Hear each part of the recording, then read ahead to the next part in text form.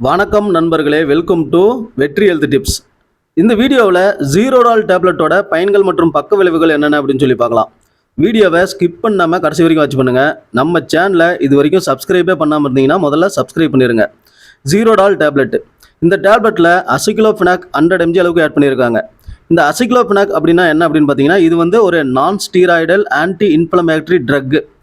பொதுவாக இந்த மாத்திரை எதுக்கு பயன்படுது அப்படின்னு பார்த்தீங்கன்னா, நிறைய பேருக்கு வலி வந்து உடம்புல அதிகமாக இருக்கும். ஏதாவது காயம் இருக்கலாம், ஏதாவது அழுத்தம் காரணமாக பார்த்தீங்கன்னா உடலில் பல்வேறு இடங்களில் வலி ஏற்படும், வீக்கம் ஏற்படும். மேலும் குறிப்பாக பார்த்தீங்கன்னா ருமட்டாய்டு ஆர்த்ரைட்டிஸ் அப்படின்னு சொல்லக்கூடிய முடக்குவாதம், ஆஸ்டியோ ஆர்த்ரைட்டிஸ் அப்படின்னு சொல்லக்கூடிய அந்த கீழ்வாதம், மூட்டு தேய்மானம், இந்த காரணங்களால் பார்த்தீங்கன்னா எலும்பு வலி, மூட்டு வலி இதெல்லாம் ஏற்படும். மேலும் பார்த்தீங்கன்னா லோ பேக் பெயின், இடுப்பு வலி, பல்வலி, மேலும் வந்து கைனகாலஜிக்கல் பெயின் மற்றும் பெயின்ஃபுல் மற்றும் இன்ஃப்ளமேட்டரி கண்டிஷன்ஸ், அதாவது காது, மூக்கு, த்ரோட் இந்த மாதிரி பகுதிகளிலையும் வலி வந்து எல்லா இடத்துலையும் ஏற்படலாம். அந்த மாதிரி குறிப்பிட்ட வலிகளை குணப்படுத்துறதுக்கு இந்த மாத்திரையை டாக்டர்ஸ் வந்து அந்த மாதிரி இருக்கக்கூடிய பேஷண்ட்ஸுக்கு பரிந்துரை பண்ணுறாங்க. குறிப்பாக இந்த மாத்திரைன்னு இல்லை, எந்த ஒரு மருந்து மாத்திரையாக இருந்தாலும் டாக்டரோட பரிந்துரை இல்லாமல் எடுத்துக்கக்கூடாது.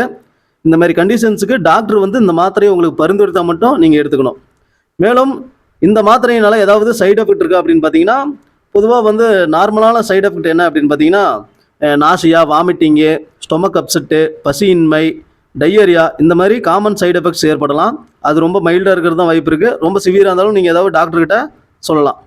மேலும் இந்த மருந்து நல்லா, எந்த ஒரு மருந்து மாத்திரை வாங்கினாலும் அதனோட லேபிளை நல்லா கவனமாக பிடிச்சி பாருங்கள். எக்ஸ்பிரி டேட்டை செக் பண்ணுங்கள். வீட்டில் குழந்தைங்களுக்கு எட்டாத இடத்துல வச்சுருங்க. இந்த ஜீரோடால் டேப்லெட்டை எப்படி எடுத்துக்கணும் அப்படின்னு பார்த்தீங்கன்னா, டாக்டரோட அட்வைஸ் படி இந்த மாத்திரை நீங்கள் எடுத்துக்கணும். மேலும் இந்த மாத்திரை நீங்கள் சாப்பிடும்போது அதை க்ரஷ் பண்ணவோ உடைக்கவோ கூடாது.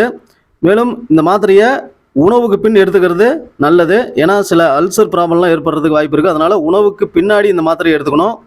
அதே மாதிரி டாக்டர் சொன்ன அளவுப்படி மாத்திரையை எடுத்துக்கோங்க. அளவுக்கு அதிகமாக எடுத்துக்கக்கூடாது. இந்த வீடியோ உங்களுக்கு பிடிச்சிருந்தா வீடியோ லைக் பண்ணுங்கள், ஷேர் பண்ணுங்கள். நன்றி, வணக்கம்.